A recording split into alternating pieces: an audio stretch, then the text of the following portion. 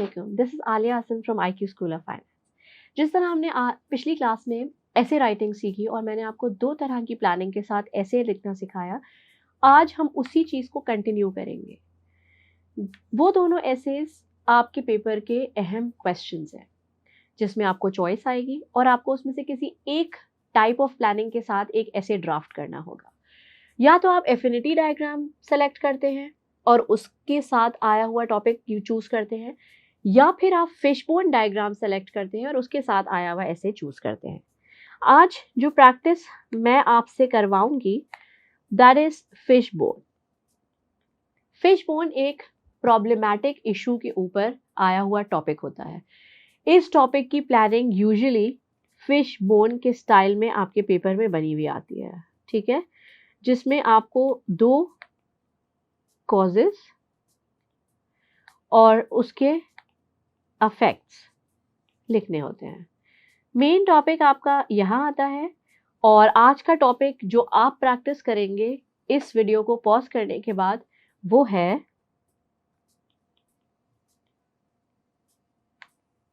Hazards of smoking. ये topic आप सबको लिखना है 150 वर्ड्स में और ये 150 वर्ड्स का ऐसे आप वीडियो को पॉज़ करके खुद से डेवलप करेंगे। एक बार ऐसे लिखने के बाद जब आप वीडियो को दोबारा से ऑन करेंगे तो मैं आपको इसका एक प्रॉपर सॉल्यूशन दूंगी।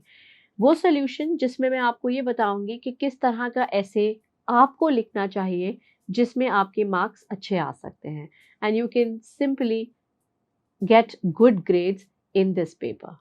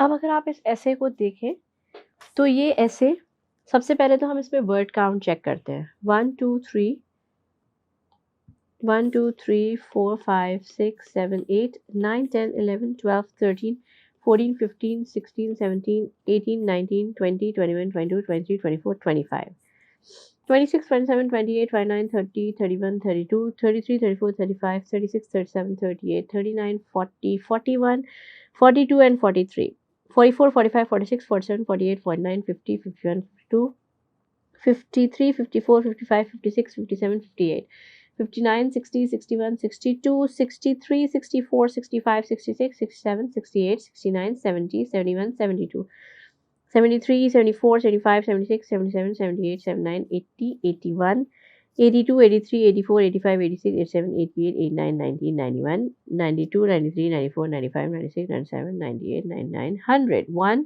2 3 4 5 6 7 8 9 10 11 12 13 14 15 16 17 18 19 20 21 22 23 24 सो 124 वर्ड्स का हमने एक ऐसे लिखा जो कि लिमिट के भी अंदर है, और साथ साथ अगर आप इसको गौर से देखें तो इसमें आपको तीनों पैराग्राफ्स बिल्कुल ही अलग अलग वाजे नजर आ रहे हैं। So let's start with the first introductory paragraph. So the topic was hazards of smoking, और हमने इसकी टॉपिक सेंटेंस की जो पॉइंटिंग की है वो है smoking is injurious to health. Now this topic sentence opens up our discussion. इससे हमें शुरू में ही पता चल जाता है कि हम इस ऐसे में सिर्फ नेगेटिव एस्पेक्ट्स ऑफ स्मोकिंग के बारे में बात करेंगे, यानी कि उसे एज अ प्रॉब्लम उठाएंगे और हम उसके सारे वो एस्पेक्ट्स बताएंगे जो किसी ना किसी तरह हार्मफुल, डिटेरियोरेटिंग या फिर बहुत ज़्यादा इंजूरियस हैं। It can cause many problems in our life. One has to consider its consequences. Now when we write this वाला its, तो हम इसमें यहाँ पर लगाते हैं apostrophe, ठीक है, जिससे हमें लगता है कि हम possessive its लगा रहे हैं। ठीक है, ये possessive noun है। So one has to consider its consequences before getting addicted to its habit। ठीक है, ये बात आपको यहाँ क्लियर हो गई। अब आपको यहाँ ये ज़रूर समझ आ गया होगा कि यहाँ हम उसको एज अ एडिक्शन बता रहे हैं। देखिए, किसी भी चीज़ की हैबिट या रूटीन पॉजिटिव एस्पेक्ट है, लेकिन अगर वही रूटीन को हम एडिक्शन का नाम दे दें तो एडिक्शन एक नेगेटिव वर्ड है जिसका कॉन्टेक्स्ट नेगेटिव ही होता है। इस वजह से हमने यहाँ वर्ड एडिक्टिव यूज़ किया है। एडिक्टेड का मतलब स्मोकिंग से हमने उसे रिलेट किया है, और इस तरह रिलेट किया है कि इन लोगों को समझ आ जाए कि स्मोकिंग को यहाँ एज अ प्रॉब्लम या एज अ नेगेटिव एस्पेक्ट बताया जा रहा है। The most dangerous effect of smoking is that it affects our health and slowly and gradually deteriorate it। अगर आपने देखा हो, मैंने दो effect use किए हैं। Now this effect is used correctly, but this effect is a mistake. Now there is a difference between these two effects. Now this is an effect which is verb. This is an effect which is a noun. So ये है एक verb जिसकी पहचान होगी ये e। यहाँ पर तो ये बिल्कुल सही यूज हुआ है, लेकिन यहाँ पर ये e जो है वो इनकरेक्ट है, क्योंकि यहाँ पर इसमें a आना चाहिए जो कि noun है। ठीक है, क्योंकि यहाँ पर हमने बात की है the most dangerous affect of smoking. So what is the most dangerous affect of smoking is that it affects our health। ठीक है, so अगर वो हमारी हेल्थ को अफेक्ट कर रही है तो इस वजह से ये चीज़ एक बहुत बुरी चीज़ है। our health and slowly and gradually, confusion ना हो इसलिए मैं आपको बता देती हूँ।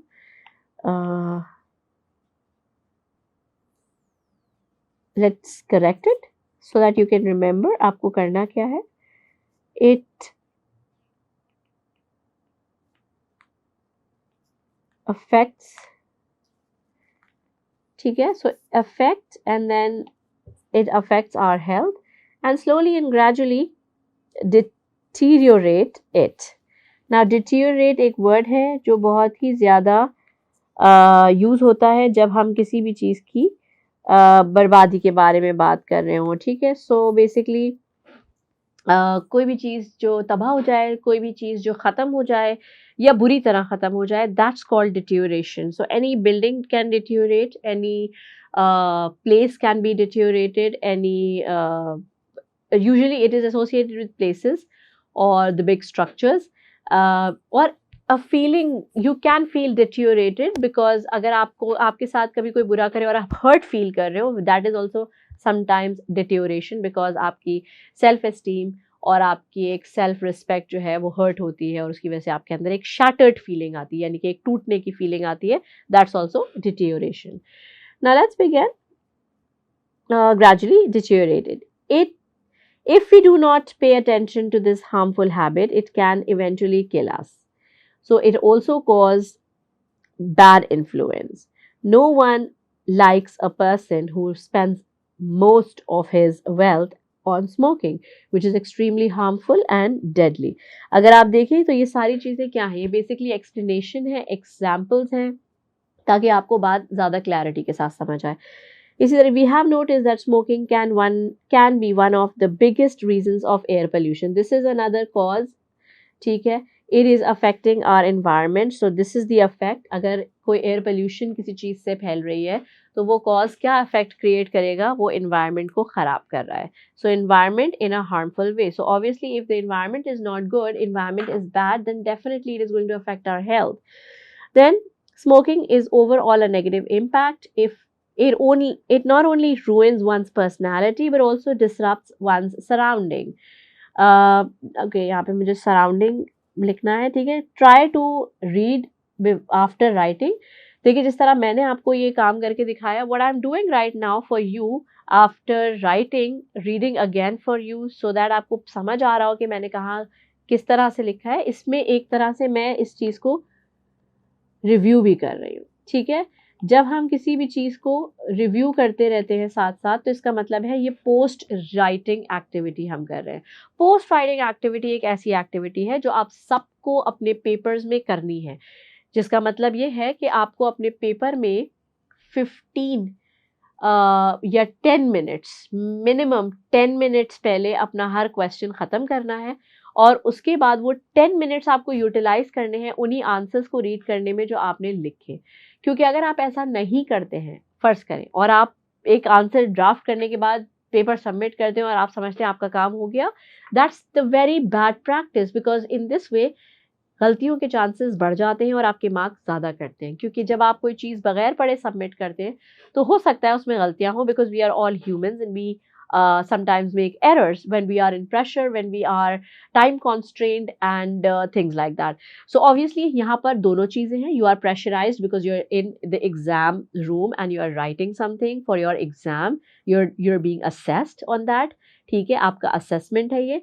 दूसरी चीज़ जो आपको परेशान कर सकती है is that your time constraint, यानी कि आपके पास एक limited time है. आपके पास 2 घंटे हैं और 2 घंटे में आपको सिर्फ ये क्वेश्चन नहीं बल्कि पूरे 5 सवाल करने हैं, जिसमें से मैक्सिमम सवाल ऐसे हैं जिसमें आपको सोच के कुछ लिखना है.